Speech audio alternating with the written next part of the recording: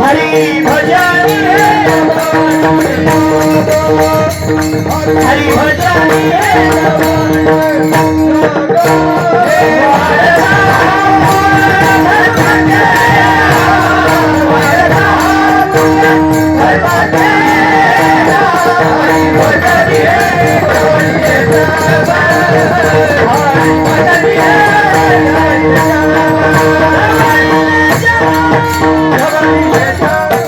संसाराच्या नावे घालोनिया शून्य वाढता हा पुण्य धर्म केला. संसाराच्या नावानं आम्ही शून्य घातलाय. आम्ही त्या संसाराचा विचार केलाच नाही. जगाचं भलं व्हावं म्हणून आम्ही संसाराचा विचारच सोडला. मला वाटतंय संसाराचा विचार जर संतांनी केला असता. सोपं उदाहरण देतो. आपल्या चाकरवाडीच्या माऊलीला पिंपरी सोडायची वेळ आली नसते. प्रपंचाचा विचार संतांनी केलाच नाही. साधू संत ते असतात जे प्रपंचाचा कधी विचारच करत नाही, गरजच नाही. त्यांचा विचार करण्यासाठी तो आहे. मला वाटते भरी आली हुंडी नरसी मेहत्याची धनाजी चाट्याची शेती पेरी. साधू संतांचं काम देवानं केलंय. तुम्हाला संतान तुम्ही जर स्वतःसाठी जगणं सोडलं आणि तुम्ही जर दुसऱ्यासाठी जगायला शिकलात तर मला वाटतं त्याचा सर्व भार सर्वस्व मी चालवी भार त्याचा काया वाचा म्हणे दृढ धरा जीवी.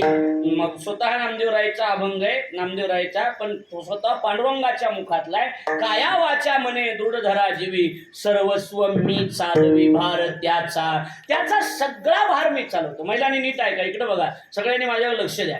संपूर्ण जिम्मेदारी देवाची असते ज्या दिवशी तुम्ही स्वतःसाठी सोडून दुसऱ्यासाठी जगायला शिकता. आता लक्ष द्या, कवी आणि संत याच्यामध्ये जमीन आसमानचा फरक आहे. आपल्याला कवी माहिती आहेत बरेच शाळेत शिकणारे. मला ते सगळे सौजन्यवाले सर दिसायले, बरोबर आहे का नाही. शाळेमध्ये कविता शिकवल्या जातात.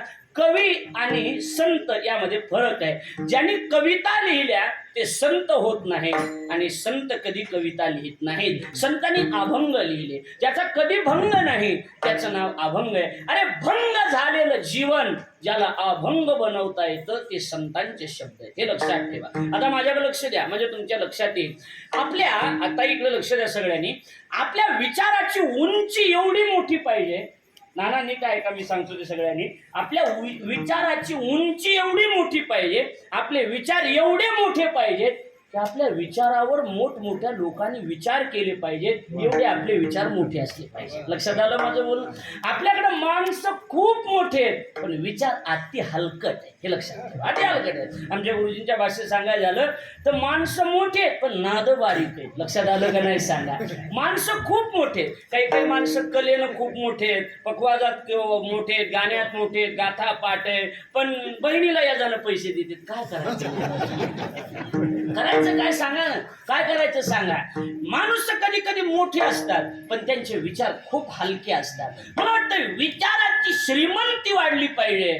पैशाच्या श्रीमंतीपेक्षा तुम्ही विचाराची श्रीमंती वाढवा. महाराष्ट्रात आमचे गुरुजी एकमेव आहेत की त्यांनी 450 ते 500 फक्त रामकृष्णारीचे सप्ते सुरू केले. ना त्याच्यात नफा ना तोटा ना पाकिट, फक्त रामकृष्णारी म्हणायचं. आणि जो कुणी रामकृष्णारीचा 7 दिवस सप्ताह करेल गुरुजी त्या गावात आयुष्यात पैसे मागत नाहीत. वैजनाथ नानाला अनुभव आहे. लक्षात आलं का नाही. दिले तरी दिले, नाही दिले तरी नाही दिले. तुमचे विचार वाढवा. पैसा भरताना पैसा आजचा उद्या संपणार आहे पण तुम्ही समाजाला दिलेलं योगदान, मला वाटतंय की आज 700 वर्ष झाले माऊलीचा फोटो लावल्याशिवाय या जगातलं कुठलंच भजन कीर्तन पूर्ण होतं. तुमची विचाराची श्रीमंती महत्वाची. माझं बोलणं तुम्हाला कितपत कळतंय मला माहित नाही. आता हे विचार तुम्हाला कितपत झेपतात हे मला माहित नाही, पण झेपले पाहिजे. लक्ष द्या. तुम्ही विचार वाढवा, तुमची बुद्धिमत्ता वाढवा. तुम्ही काय झालंय शेणातल्या किड्यासारखी तेवढाच तेवढाच विचार करत बसता. तेवढा विचार तुम्ही करू नका. तुमचा विचार मोठा असला पाहिजे. आपण काय, मी स्पष्ट बोलणारा माणूस आहे. एखादा पुरुष आणि स्त्री मोटरसायकलीवर जर आपल्या समोरून गेले तर आपण सरळ अंदाज लावून टाकतो काहीतरी यांचं काहीतरी लफडं असलं पाहिजे. पण मला वाटतं ह्या विचार मनात आणण्यापेक्षा कदाचित ते बहीण भाऊ सुद्धा असू शकतात असा विचार करायला काय होतं. मी म्हणतो ते कोण आहे ते आपल्याला माहित नाही, पण आपली लायकी तर आपल्याला कळली पाहिजे. आपल्या मनात आलं पाहिजे बहीण भाऊ असू शकतात, आपल्या मनात आलं पाहिजे मुलगी आणि वडील असू शकतात. आपण काय आहे, अण्णा एक वाक्य बोलू द्या मला. जगाच्या नजरेमध्ये तुम्ही कसेही असू द्या, जगाच्या नजरेत तुम्ही कसे असू द्या, देव तुम्हाला नक्की स्वीकारेल. पण मला वाटतं तुम्ही स्वतःच्या नजरेत चांगले असले पाहिजे, स्वतःच्या नजरेत. आणि अजून एक लक्षात ठेवा, ज्या दिवशी आपल्या नजरेतून आपण उतरून जाऊ ना, त्या दिवशी तुमचं भजन कीर्तन काहीच कामाला येणार. तुमचं मन तुम्हाला आतल्यात खाईल. महाराज मी काय म्हणतो बघा, माझ्या बोलण्यात लक्ष द्या. तुम्ही आता किती पकवाज वाजवत असाल, मी किती चांगलं कीर्तन करत असेल, तुम्ही किती चांगलं गायन करत असाल, पण तुम्ही इथं भजन म्हणता, पण तुम्ही किती मूर्ख आहे, मी किती मूर्ख आहे हे जगाला नाही पण आपल्याला नक्की माहिती आहे. माझं बोलणं कळतंय, आपल्याला माहिती आहे. म्हणून तात्या एकच माझं मत आहे, तुम्ही स्वतःच्या नजरेत चांगले राहा. लोकांच्या नजरेत तुम्ही कशी असू द्या. मैं क्यों परवाह करूं कि मेरे बारे में जमाना क्या कहता है, मुझे तो इस बात का सुकून है कि मेरा सावरा मुझे अपना कहता है. आपला देव जर आपल्या पाठीशी असेल, आपल्या देवाची ताकद जर आपल्या पाठीशी असेल तर जगात आपल्याला कोणाच्या पुढे झुकण्याची गरज नाही. मला वाटते साधू संतांची कृपा असली पाहिजे, भगवंताचा आशीर्वाद असला पाहिजे आणि आपल्या गुरुजींची आपल्यावर छाया असली पाहिजे. या तीन कृपा जर तुमच्या जीवनात असतील तर तुम्हाला कोणाच्या पुढे झुकायची कधी गरज पडणार नाही. माझं बोलणं नीट ऐका, मी काय सांगतो ते. आपली विचाराची श्रीमंती बिघडली आहे म्हणतात. मला बोलू द्या थोडंसं. काय झालं, रामायणामध्ये असा एक प्रसंग आहे. रामायण आणि महाभारत. ढोक महाराजांच्या मुखातून एक मुद्दा ऐकला ना, म्हणजे रामायण आणि महाभारतात फरक काय. म्हणजे महाभारत त्याचं नाव आहे की माझं ते माझंच आणि भावाचं सुद्धा माझंच, त्याचं नाव महाभारत. माझं तेही भावाचं आणि भावाचं तेही भावाचंच, त्याचं नाव रामायण. लक्षात आलं का नाही, त्याचं नाव रामायण आहे. स्वास्थ्य जरा बरं नाही ढोक महाराजांचं, आम्ही भेटून आलो. तब्येत अतिशय खालावलेली आहे, बिघडली. ऑपरेशन झाल्यामुळं कीर्तन वगैरे बंद केलेत. भगवान परमात्म्याकडे सावता महाराजांकडे विनंती आहे की महाराजांना अजून कमीत कमी 10 वर्ष तरी आमच्यात कीर्तन करण्यासाठी पाठवावं, कारण तशा वक्त्याची गरज आहे की एवढ्या 50 ते 55 वर्ष झाले असतील कीर्तन करत असतील, आयुष्यात कशालाच डाग न लागू देणारे एकमेव कीर्तनकार ढोक महाराज आहेत. लक्षात आलं का नाही. ना कीर्तनातून डाग लागला, ना वेळेतून डाग लागला, ना आचरणानं डाग लागला, कशाचाच डाग न लागणारे एकमेव ढोक महाराज. लक्षात आलं का माझं बोलणं. हो, बरेच लोक म्हणजे 8ला कीर्तन सुरू झालं की 10 वाजता कीर्तन संपतं, पण ढोक महाराजाचं 8ला जर कीर्तन सुरू झालं तर ते कीर्तन संपल्यावर 10 वाजलेले असतात. हे लक्षात ठेवा. लक्षात आलं का नाही. 10 वाजता नसतं संपत, ते संपल्यावर 10 वाजलेले असतात. ते त्यांचं ते वैशिष्ट्य आहे. असू द्या, मुद्दा एकच आहे. रामायणामध्ये मला विचाराबद्दल एक मुद्दा मांडायचा आहे, पुढे जायचं. एकच मुद्दा आहे, महत्वाचा आहे, तुम्ही आपल्या पुढे मांडतो. काय झालं बघा, माझ्याकडे लक्ष द्या. रामाचा वनवास निश्चित झाला. रामाचा म्हणजे वैद्य असल्यामुळे सांगावं लागेल त्यांना की मध्यस्थी हेच होते. रामाचा वनवास निश्चित झाला आणि वनवास निश्चित झाल्याच्या नंतर ही बातमी सगळ्या अयोध्येत पसरली. फार सुंदर आहे बालासाहेब, ऐकताय तुम्ही. ही बातमी सगळ्या अयोध्येमध्ये पसरली आणि बघता बघता बघता बघता ही बातमी आता रामप्रभूच्या कानावर गेली. रामप्रभू म्हणतायत सगळ्याच्या कानावर बातमी गेली, ठीक आहे, पण ही बातमी कौशल्याच्या कानावर कोण घालणार, कारण कौशल्य आई आहे. आईच्या कानावर कोण घालणार. ही बातमी आता सगळ्याच्या कानावर गेली. रामप्रभू आता त्या ठिकाणी सुमंताच्या पाठीमागे आता रामप्रभू कैकईच्या महालामध्ये जातात. माझ्याकडे बघा, विचार सांगतोय मी. कैकईच्या महालामध्ये जातात आणि कैकईच्या महालात गेल्याच्या नंतर कैकईला नमस्कार करतात आणि म्हणतात, मा तू माझी आई नाहीस तर तू माझी जननी आहेस. वा, काय सुंदर आहे. तू माझी आई नाहीस तर तू माझी जननी आहेस. आता नीट ऐका, रामप्रभूला जन्म देणारी कौशल्य आहे पण संपूर्ण रामायणाला जन्म देणारी कैकई. कैकई जर झाली नसती तर रामायण आपल्याला बघायला मिळालं नसतं. काही लोकांचा प्रश्न आहे की महाराज मग कैकईचं नाव कुणीच घेत नाही, कारण कैकई ही रामरूपी इमारतीचा पाया आहे, पायाला कुणीही रंग देत नाही, हे लक्षात ठेवा. माझं बोलणं कळलं. मला एक पुढचा मुद्दा आपल्या पुढे मांडून पुढे जायचंय 1 मिनिटात. बघा इकडे लक्ष द्या. काय झालं बाळासाहेब, ऐका. मग काय झालं, रामप्रभू हात जोडतात आणि हात जोडून म्हणतात की मा तू मला खूप मोठं केलंस. म्हणले मोठं केलंस, मी तुला वनवास दिलाय. नाही मोठं केलंस. म्हणले रामप्रभू काय म्हणतात माहितीये, रामप्रभू म्हणतात मा आता नीट ऐका, मी जर राजा झालो असतो तर लोक मला राजा म्हणले असते. लोक मला काय म्हणले असते, फक्त राजा म्हणले असते. पण नीट ऐका, आता माझा भरत जर सावत्र भाऊ या माझा भरत जर राजा झाला तर लोक मला राजाचा मोठा भाऊ म्हणतील. किती मोठं केलंस. नाही कळलं, सोपं करतो. दोघं सख्खे भाऊ एकमेकाच्या विरोधात उभा राहिले आणि आपला भाऊ, आपला छोटा भाऊ जर आपल्या विरोधात उभा असेल तर आपण फॉर्म काढून घेतला पाहिजे आणि म्हणलं पाहिजे मी जर सरपंच झालो तर लोक मला फक्त सरपंच म्हणतील, पण माझा छोटा भाऊ जर सरपंच झाला तर लोक मला सरपंचाचा भाऊ म्हणतील. माझं बोलणं कळलं तुम्हाला, सरपंचाचा भाऊ म्हणतील. अरे जे रक्तावर प्रेम करत नाही ते गावावर कधीच प्रेम करणार नाही. सख्खे भाऊ जर एकमेकाच्या विरोधात उभा असतील, सगळ्या गावची लोक ऐका, तर त्या दोघांनाही पाडा आणि दुसऱ्याला निवडून द्या. लक्षात आलं. अरे जे सख्या भावावर प्रेम करू शकत नाही ते गावाचं काय नीट करणार आहे, जरा विचार करा ना. हा विचार प्रत्येकाच्या डोक्यात आला. जे एका माईच्या पोटी जन्म घेतलाय, पाठीवर जन्माला आले, एकमेकाच्या सोबत जेवले, सोबत खेळलेत, एकाच बापाचं नाव 2 जण लावतात. ही एकमेकाचा विचार भावाचा करत नाही ते गावाचा कधी करणार आहे का. लक्षात आलं माझं बोलणं. मुद्दा एवढाच आहे, आपली विचाराची श्रीमंती वाढली पाहिजे, एवढंच माझं मत आहे. संतांची विचाराची श्रीमंती वेगळी होती. जगात अनेक पालख्या, विचाराची श्रीमंती सांगतो, जगातल्या सगळ्या पालख्या पंढरपूरच्या पांडुरंगाला भेटायला जातात आणि पांडुरंगाची पालखी आरणला सावता महाराजाला भेटायला येते. माझं बोलणं कळतंय तुम्हाला, माझं बोलणं कळतंय. काय आहे, मुद्दा एवढाच आहे, विषय एवढाच आहे, तुमचं कर्म एवढं प्रामाणिक. सावता महाराज एक संदेश देतो आपल्याला. सावता महाराजांचं पुण्य समाधी सोहळा 11 तारखेला. एकच देतो, तुम्ही जे कर्म करत असाल, कोणतंही कर्म असू द्या, ते कर्म प्रामाणिकपणे करणं, सावता महाराज म्हणतात हा तुमचा परमार्थ आहे.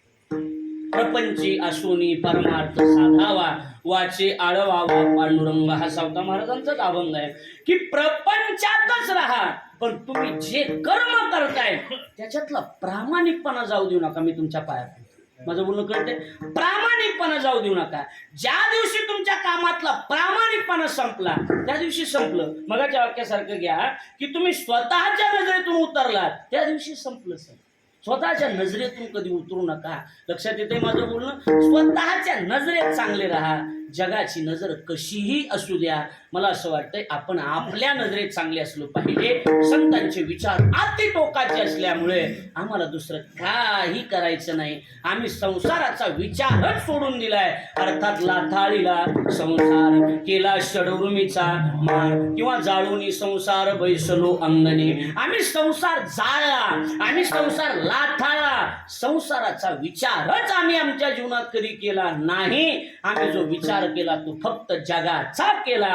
येणे विन काय चाडामा, याच्यापेक्षा आम्हाला दुसरी काहीही इच्छा नाही. काही लोकांनी प्रश्न केला महाराजांना, जगद्गुरु तुकाराम महाराज भंडाऱ्यावर भजन करायचे, काय मस्त आहे सगळं, भजन करायचे भंडाऱ्यावर महाराज. जगद्गुरु तुकाराम महाराज विचार एवढे होते, विचार एवढे चांगले होते, भजन करायचे तुकाराम महाराज. आणि मग तिथं काही चांडाळ चौकडी लोकांनी वेश्या पाठवली. एकांतामध्ये एक बाई भेटली आणि एकांतामध्ये सुंदर स्त्री दिसल्यावर तिला तुकाराम महाराज म्हणतात, जाई ओ तू माते न करी सायास, आम्ही विष्णुदास तैसे नव्हे. एकांतात सुंदर मुलीला तुकाराम महाराज म्हणतात तू माझी आई आहेस. कुठं तुकाराम महाराज आणि कुठं त्यांच्या अभंग म्हणणारे भजने, आकाला अभंग म्हण द्या. कशाला म्हणू द्या, कशाला म्हणू द्या आकाला. तू इथून म्हणून निघून जाय, नाही आकाला, आणि पुन्हा आका म्हणणार भाऊजी मला उचलून द्या, ही एक तर आहे अजून काय सांगा.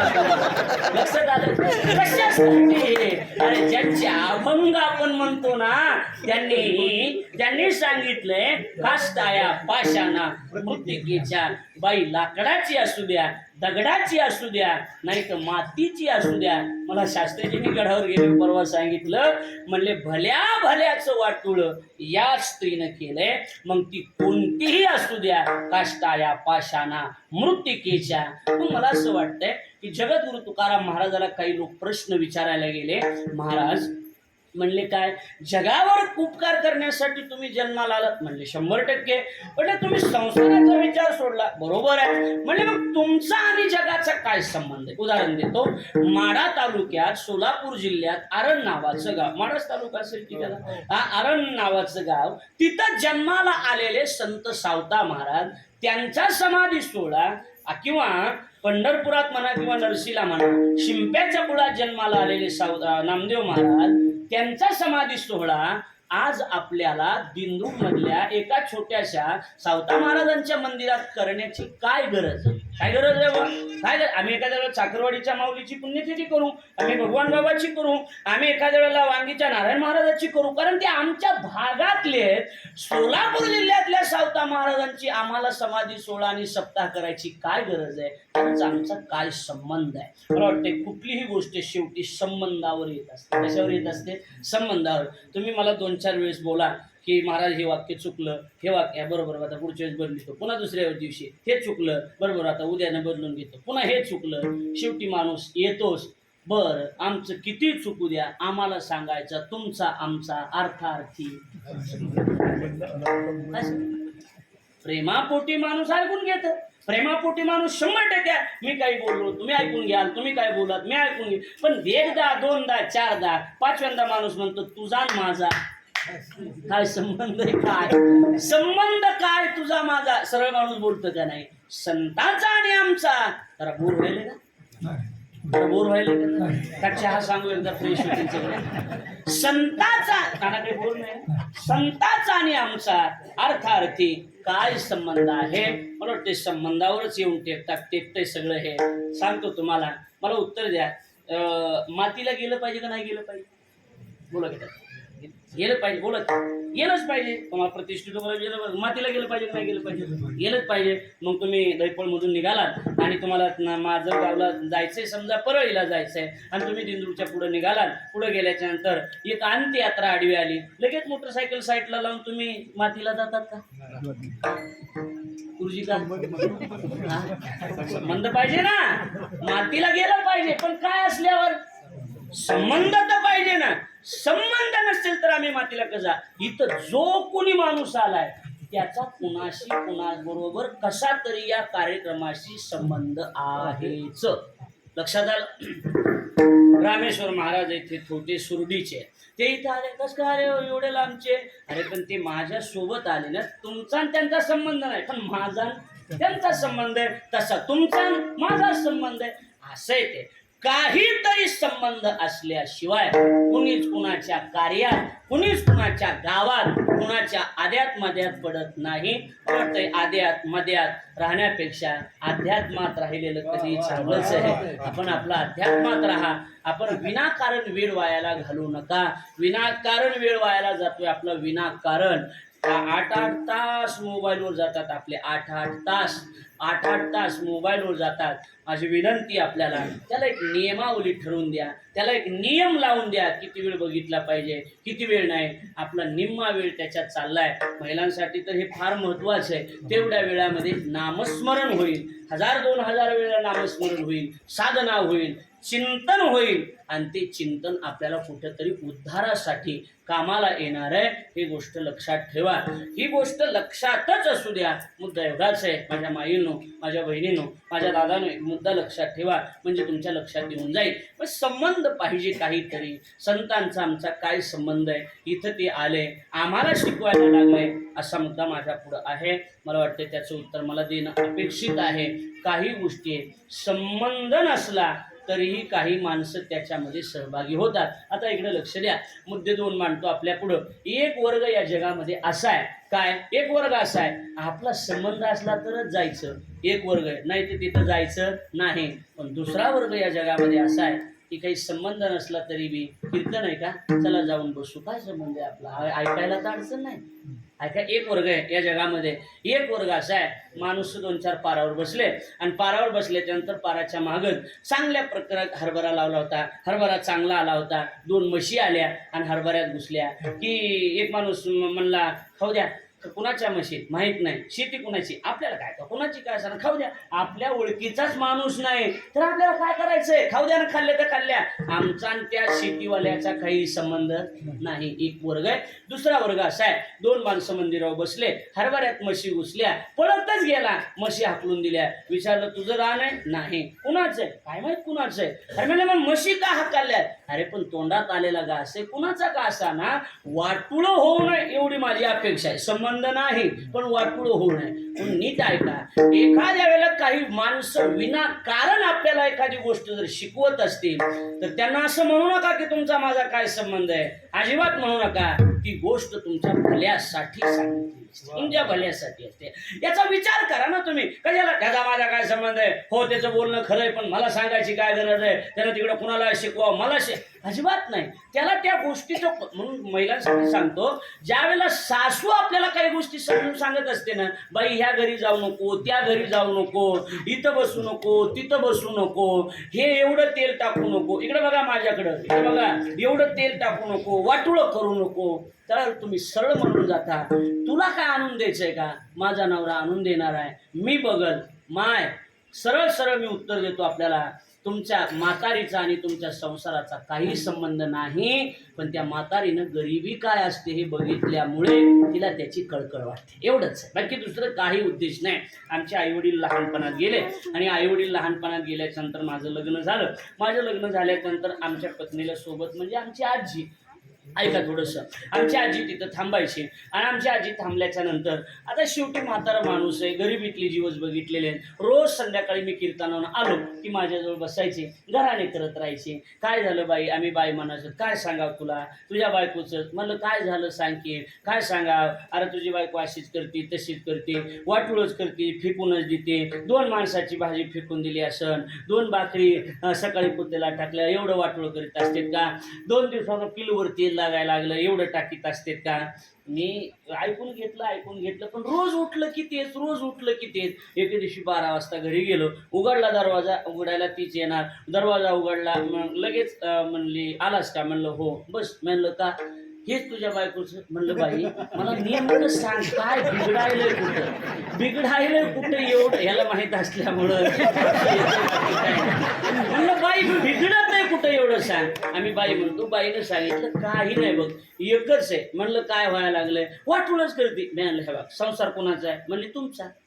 म्हणलं तुला चहा मिळतो का टायमाला, उजडायला. म्हणलं तुला 2 टाइम 3 टाइम, सकाळ संध्याकाळ दुपार 3 टाइम चहा आहे, जेवायला दिवस निघायला. म्हणलं तुला दिवस निघायला चहा आहे, उजडायला जेवण आहे, कणतीस का. हे मी माझ्या म्हातारी घेऊन इथल्या डांगरेली विचारायला होतंय काय, नेमकं होतंय काय, काय होतंय. जमाना बदललाय, काळ नोचा काळ गेला. आता माणसं चांगले भजनी बायकोला पिलू म्हणाले, तर तुम्ही कुठे घेऊन बसला तुम्ही. पिल्लू म्हणाय माझी अडचण नाही, पण पिल्लू तरी असावं ना. 82 किलोचं कुठं पिल्लू असतं, 82 वगार मग वगार माहितीये. म्हणायच्या लायकीचं असल्यावर वेगळी गोष्ट आहे ना, बरोबर आहे का नाही. दृष्टांत संपलेला नाही. माया हो माझे पाया पडून, माणसं भरपूर आले की आज, बरोबर आहे का नाही. पाया पडून विनंती तुम्हाला सगळ्या म्हाताऱ्यांना, काळ गेलाय.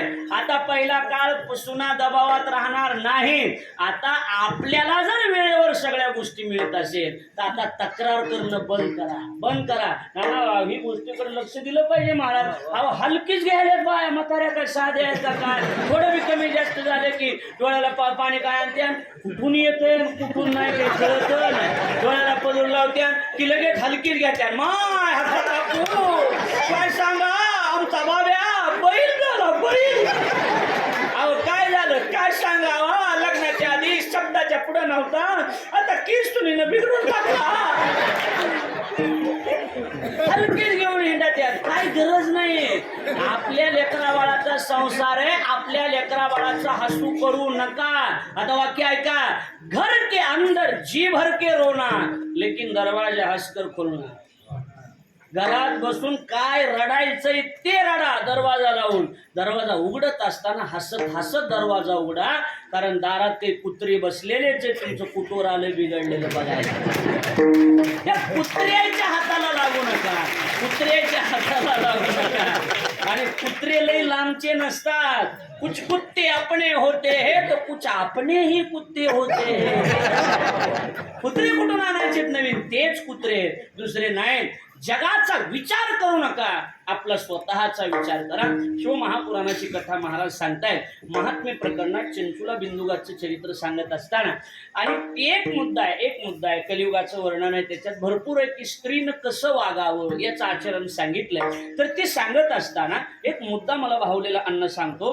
पतीनं पत्नीच्या त्यागाची दखल घ्यावी आणि पत्नीनं पतीच्या कष्टाची दखल घ्यावी. नवऱ्यानं बायकोच्या त्यागाची दखल घेतली पाहिजे, बायकोनं नवऱ्याच्या कष्टाची दखल घेतली पाहिजे. प्रेम का मतलब I love you, I miss you, no I understand you. माझं बोलणं कळतं तुम्हाला? Love you, miss you, no I understand you. तुम्ही एकमेकाला समजून किती घेता हे सगळ्यात महत्वाचं आहे. तुम्ही समजून किती घेता, तुमच्या समजूतदारपणा किती आहे हे महत्वाचं आहे. तुम्ही एक फुटकं मंगळसूत्र जरी पत्नीच्या गळ्यामध्ये अडकवलं ना, अण्णा मला वाटतंय समाधान जर असेल तर त्या मंगळसूत्रामध्ये सुद्धा 20 तोळं सोनं असल्याचा भास त्या बायकोला झाला पाहिजे, एवढं प्रेम असलं असतं. भास ही सगळं थोतांड आहे. बाकी आत्मिक समाधान हा जो विषय आहे ना, तो वेगळा विषय. पैशानं, सोन्या नाण्यानं, साड्यानं जे मिळणारं समाधान आहे, याला हे बाह्यांगाचं समाधान म्हणा, पण आत्मिक समाधान हे वेगळं आहे. अजून एक वाक्य बोलू द्या. एखाद्या स्त्रीच्या गळ्यामध्ये मंगळसूत्र बांधलं म्हणजे आपण तिच्या शरीरावर हक्क गाजवू शकतो, पण तिच्या मनावर हक्क गाजवण्यासाठी अंतःकरणापासून तिच्यावर प्रेम करावं लागणार. प्रेम करावं लागणार. मौत का तो नाम बदनाम है बाबूजी, तकलीफ तो सिर्फ जिंदगी देती है. बीवी का तो नाम बदनाम है, तकलीफ में बीबी ही साथ देती है. वाईट काळामध्ये आपली पत्नीच आपल्याला साथ देणार आहे. आपण छोट्या छोट्या गोष्टीवरून, थोड्या गोष्टीवरून भांडणं करू नका. माझी आपल्याला विनंती असेल. खूप वाटपुळं होतं संसाराचं, खूप वाटपुळं होतं. आणि ज्या दिवशी संसाराचं वाटपुळं होईल ना, त्या दिवशी माणूस उद्विग्न होत असतो. माझा मुद्दा लिहून ठेवा. समाधान ठेवा, अंतःकरण प्रसन्न ठेवा, मन प्रसन्न ठेवा. येणाऱ्या प्रत्येक गोष्टीला तोंड द्यायला शिका. महिलांनी माझं बोलणं नीट ऐका. सगळ्या महिला बसल्या तिथं. सगळ्यांनी माझं वाक्य लिहून ठेवा. आहे त्या परिस्थितीला तोंड द्या. हसत हसत घराच्या बाहेर पडा. शिवपुराणात 2 गोष्टी लिहिल्या. आपल्या घरातलं भांडण कधी रस्त्यावर आलं नाही पाहिजे, आणि आपल्याकडे पैसा किती हे कधी कोणाला कळलं नाही पाहिजे. धन आणि भांडण हे कधीच लोकापुढं आलं नाही पाहिजे. लोकापुढं आली पाहिजे ते फक्त माणुसकी लोकापुढं आली पाहिजे. गड्यावर लिहून ठेवा, लक्षात ठेवा मी काय म्हणतोय ते, आणि याची तुम्हाला आठवण आल्याशिवाय राहणार नाही. जीवन जगत असताना या गोष्टीला फार मोठी किंमत आहे, आणि त्या सगळ्या मुद्द्याकडे लक्ष देऊन तुमचं जीवन असलं पाहिजे. जाऊया पुढे. एक मुद्दा या सगळ्या बाबतीला, प्रपंचाच्या बाबतीत संतांनी लाथ मारली. आपला मुद्दा इथं आहे. मी तिथं थांबलो होतो की ते आमच्या आजीचं सांगत होतो ना, तिथपर्यंत येऊन थांबलो होतो की बाई तुला वेळेवर चहा मिळतो का? इथून आलता आपलं उदरवा बोला. इथून आलतं वेळेवर चहा हो. जेवण मिळतं हो. म्हणलं कणतीस का? आता मुद्दा आहे का? आता आमच्या म्हातारीचे डोळे पाणावले आणि आमच्या आजीनं सांगितलं, हे बघ. मी म्हणलं बाई इथं सुना कुणाचं ऐकायला तयार नाही, ही तर तुझी नात सून आहे, ही कशी ऐकणार आहे?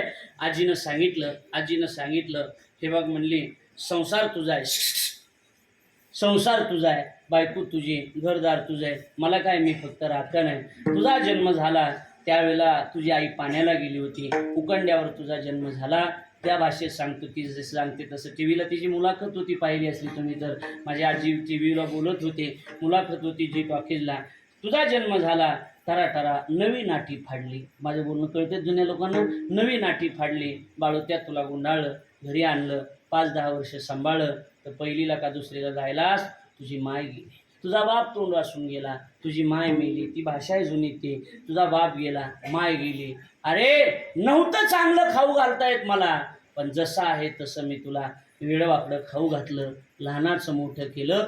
खायला काही नव्हतं, दिवसभर दुसऱ्याच्या घरी त्या ठिकाणी राबायचं, कष्ट करायचं, बाजरी काढायला जायचं, गहू काढायला जायचं, सोयाबीन काढायला जायचं, मिळालेल्या पैशातून कणाकोंडा आणायचा, तुम्हाला जगवायचं. आता तुम्ही मोठे झालात, आता तुमच्याकडं पैसे आले, आता तुम्ही घरदारं बांधले, पण लक्षात ठेव, आता कितीही तुमच्याकडं काही झालं असलं तरी गरिबी काय असते, एका टायमाला तुम्ही जेवलात तर मी उपाशी राहायचे, कारण लेकरं उपाशी राहू नये. अरे स्वतःच्या लेकराला कोणी सांभाळेल, पण लेकाच्या लेकराला सांभाळायला काळीच मोठं लागतं आहे. आम्ही तुम्हाला सांभाळलं. एक लक्षात ठेव की आता सगळं आलं असेल, पण मी तुझ्या बायकोला बोलते, तिचा कैवार घेऊन तुम्हाला बोलतोस, तुझ्या संसाराचा माझा काहीही संबंध नाही, फक्त वाटूळ झालेलं मला माझ्या डोळ्यानं बघू वाटत नाही म्हणून बोलत असते. दृष्टांत संपलाय माझा. मला सांगायचंय तुकोबारायाचा आणि आपला, सावता महाराजांचा आणि आपला अर्थार्थी काहीही संबंध नाही, पण ते जे आपल्याला बोलत असतात ते आपण अधोगतीला चाललेलं त्यांना देखवत उडत है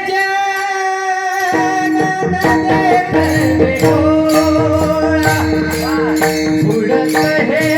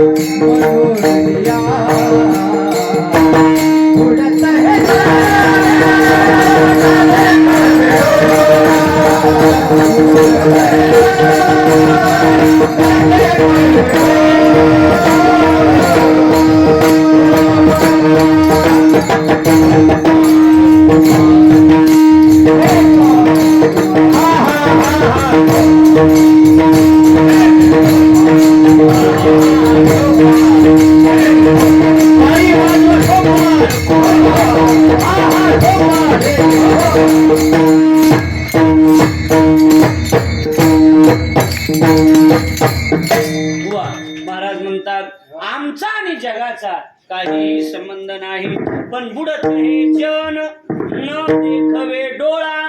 जग बुडायला लागलं, जग अधोगतीला चाललंय, हे आम्हाला आमच्या डोळ्यानं बघू वाटत नाही. बुडत हे जन न देखवे डोळा, बघू वाटत नाही. किंवा येतो हिताचा कळवळा, हिताचा आम्हाला कळवळा यायला लागला, कारण आम्ही बघितलं, तर आम्ही बघितल्याच्या नंतर गोड परमार्थ लागे कडू, कडू विषय तो गोड जीवाशी जहाला. परमार्थ गोड आहे लोकांना कडू वाटायला लागला आणि संसार कडूये लोकांना गोड वाटायला लागला. अरे आमच्यासाठी तुका म्हणे कडू वाटतो प्रपंच, कडे रोमांच कंठ दाटे. महाराज म्हणतात परमार्थ हा गोड. इकडे लक्ष द्या, इकडे लक्ष द्या, इकडे तिकडे बोलू नका. मी काय सांगतो ते लक्ष देऊन ऐका. परमार्थ हा गोड आहे आणि परमार्थ अवघड नाहीच. परमार्थ लोकांनी अवघड केलाय. परमार्थ अवघड नाही.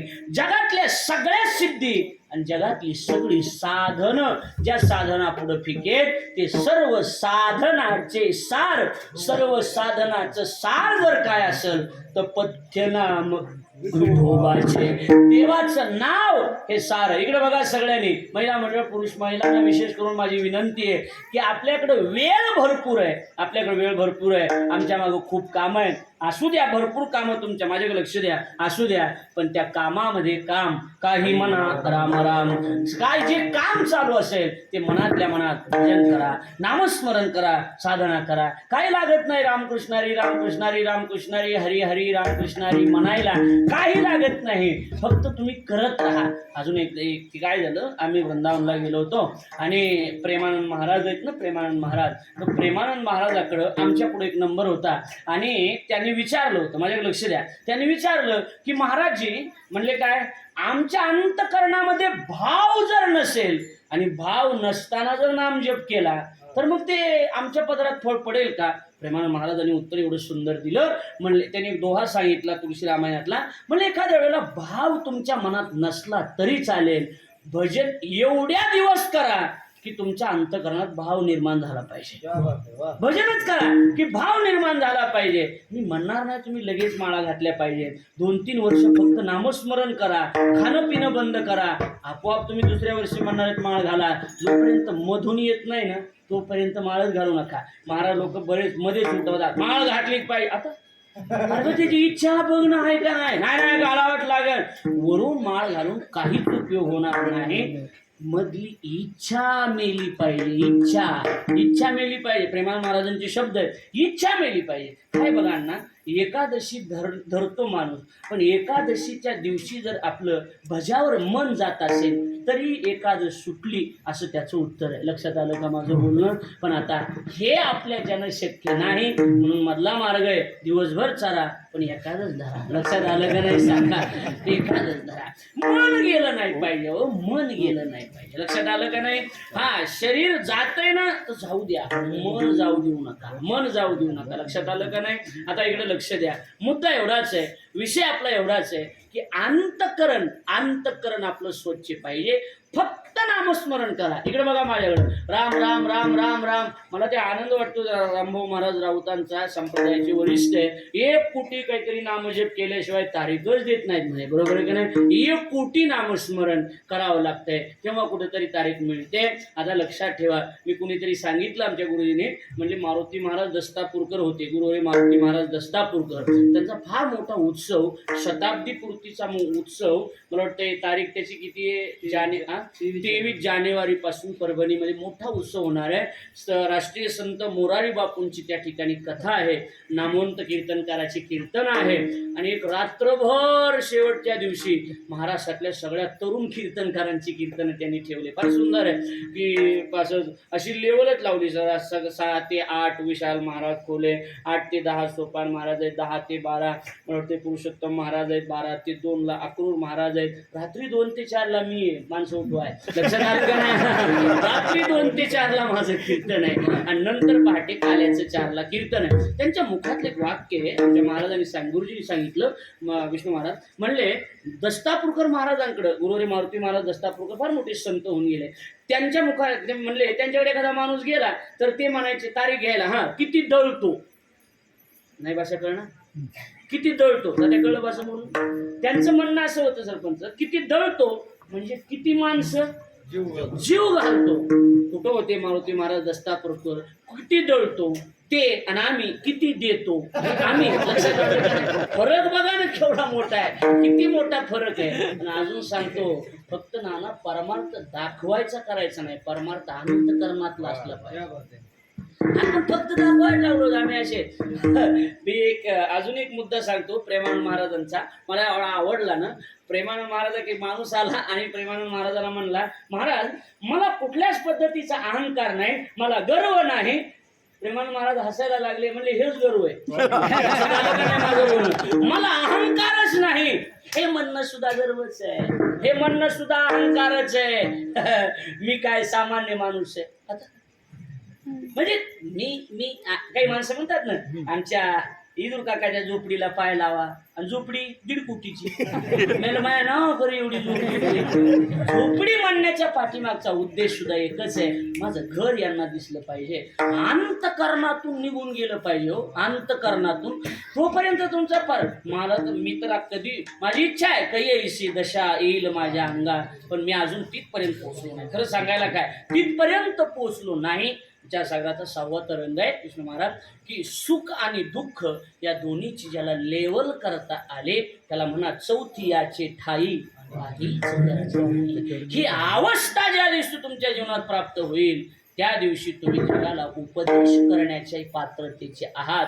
अजून आमची तेवढी योग्यता नाही, माझी तेवढी योग्यता नाही. आपल्या लेकराला काटा मोडला तरी आपल्या मनात दुःख होत असेल तर आपण अजून योग्यतेला पोहोचलेलो नाहीत. माझ्याकडे लक्ष द्या म्हणजे कळेल. अंतकरण स्वच्छ ठेवा. आणि हे बघा, आजपासून सुरू करा. हातामध्ये माळ घ्या, रामकृष्ण हरी रामकृष्ण रोज 1000 वेळेला. तुमच्या प्रपंचात कोणतंही संकट येऊ द्या, तुळशीरामायणात तुळशीदासजी फार सुंदर लिहिलंय, कितीही संकट तुमच्या जीवनात असू द्या, नाम चिंतन एक असं साधन आहे, त्या सगळ्या संकटावर मात करून पलीकडे जाईल. फक्त करत राहा नामाच्या चिंतने.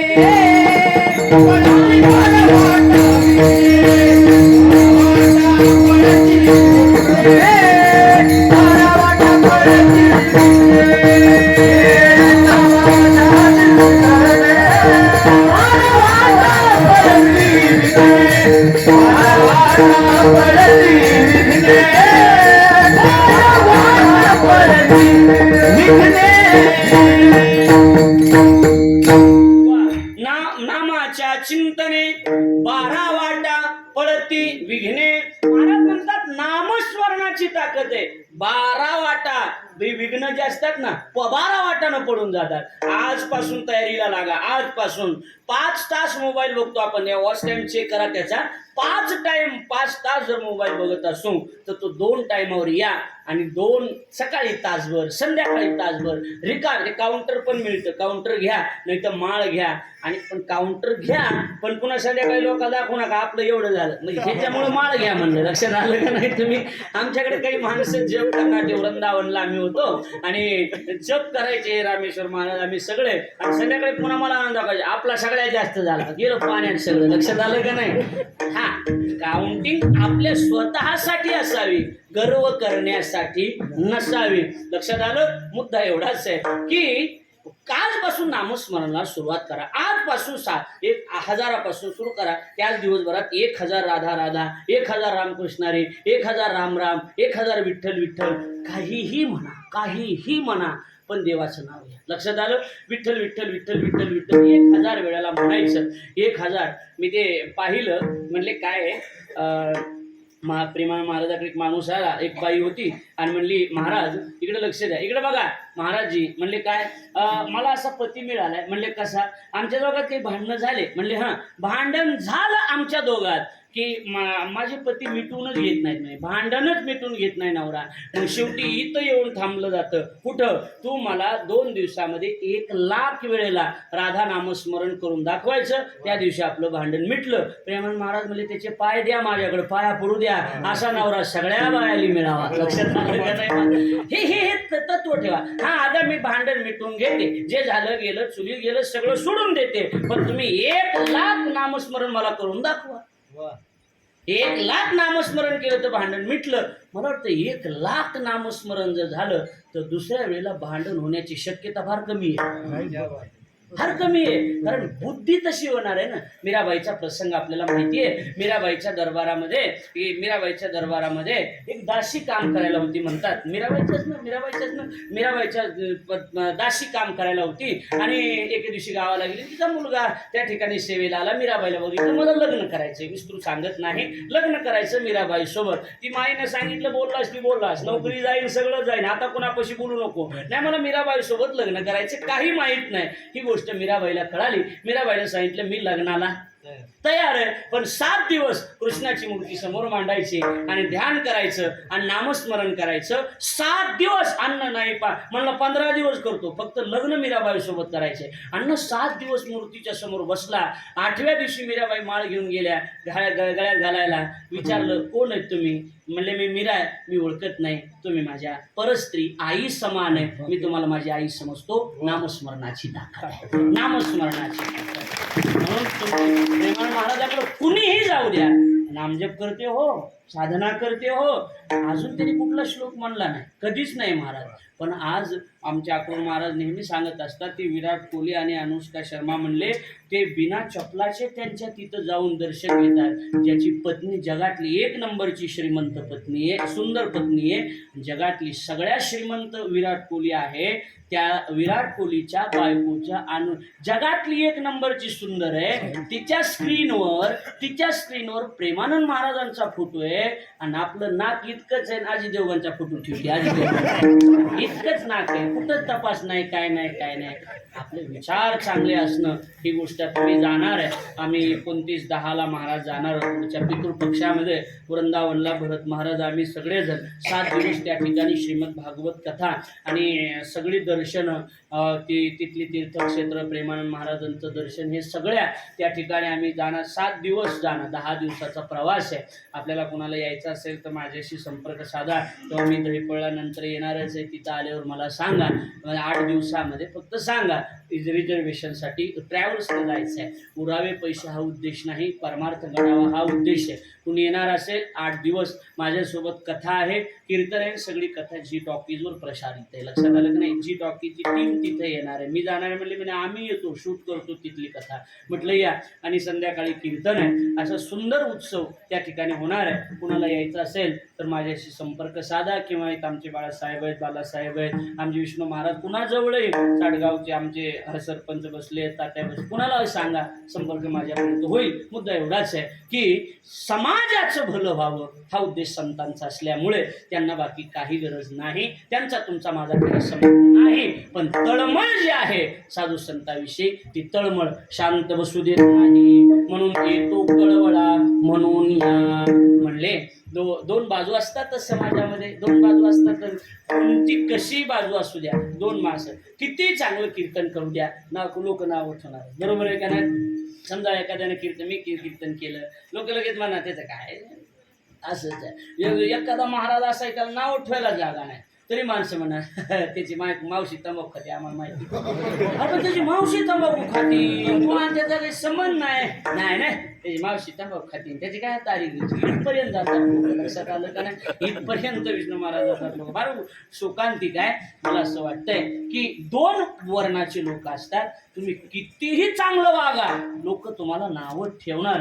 मला 40% लोक या जगामध्ये फक्त दुसऱ्याचे उणिवा कुठे हे बघण्यासाठी जन्माला आलेले आहेत. म्हणजे टाळं वाजवितेत, भजन करतेत, नामस्मरण करतेत, लोकांना दाखवितेत, आम्ही लय भजन करतो, आम्ही लय चांगलं कीर्तन करतो, आमच्या गाथा पाठ आहे, आणि येदान पैसे देते. काय करायचं काय सांगा ना?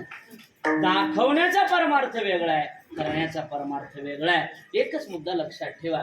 हा बघा, भरतला माहिती आहे, आम्हाला माहिती आहे, आमच्याकडून महिन्यामध्ये महाराज 2-4 तरी कीर्तन फुकट होत असतात. तुम्हाला कोणाला माहीत नसेल, कुणाच्या संस्थेवरचं, कुणाच्या घरगुती 4 कीर्तन तर सहज आहेत. महाराज या वर्षामध्ये मला वाटतं 30-35 कथा केल्या असतील बाळासाहेब, त्यातल्या 9 कथा फुकट केल्या. माझ्याकडे उद्या विलास महाराज येणार आहेत, त्यांना विचारा, त्यांच्या आश्रमावर मी फुकट कथा केली, गुरुजींच्या संस्थेवर मी फुकट कथा केली, भगवानगडच्या 2 कथा मी फुकट केल्या. तुम्हाला हे माहीत नाही ह्या सगळ्या गोष्टी. तुम्हाला एवढंच माहिती, त्याला एवढे पैसे, एवढंच माहिती तुम्हाला. हे मागचं काय माहिती तुम्हाला हे मागचं माहीत नाही. एवढा मोठा नारायण सप्ताह होतो, 1 रुपया नाही घेत आम्ही, 1 रुपया सुद्धा नाही. 4 दिवस करता तुम्हाला मागे बोललो होतो मी 1 रुपया आपला विषय झाला का नाही. पैशासाठी नाही कल्याण सर, हे पैशासाठी नाही. हा, जिथं घ्यायचं तिथं घेतो, पण चांगल्या गोष्टी आपल्याला कदाचित माहीत नसतील. माझ्याकडे लक्ष द्या. म्हणजे एवढंच सांगून पुढे जायचंय मला. 2 वर्ग आहेत, एक नावं ठेवणारा, एक चांगलं बोलणारा. असू द्या, चालत राहा, पण त्यांना प्रत्युत्तर देत बसू नका.